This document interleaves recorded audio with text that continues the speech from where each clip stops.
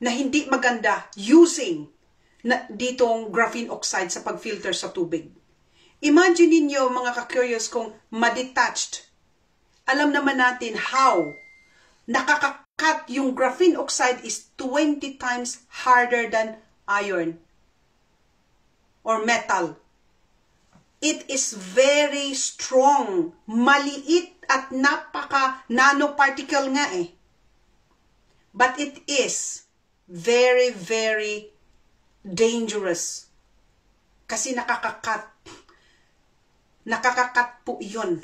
Alapin mo yung graphene oxide. Alamin nyo kung ano yan. It's a metal.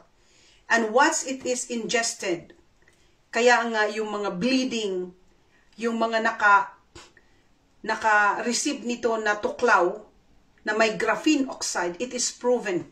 Okay? Andyan yan.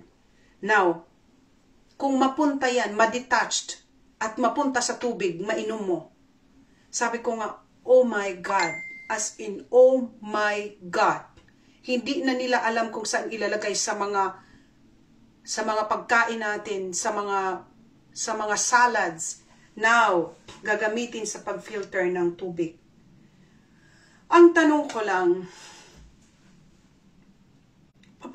maniniwala pa ba ako? After all, at ipinush pa nila, kontrata po ito, mga ka-curious. Ang nakalagay dito is milestone contract for graphene technology in water treatment. So, ibig sabihin, this could be, di natin alam, this could be kasi ano pa to, July 30. Now, ito ang ating bombshell report. Kaya nakikiusap po ako yung nandyan, it's worth your time. Dahil ito, in connection nitong topic natin na itong graphene oxide gagamitin sa pag-filter ng tubig. Forensic report. Ano bang ibig sabihin ng forensic report, mga ka-curious? Ibig sabihin yan ay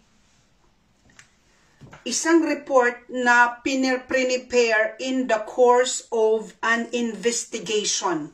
So, in my investigation, in fact, itong i-report po iso sa inyo, kaso po ito, forensic report.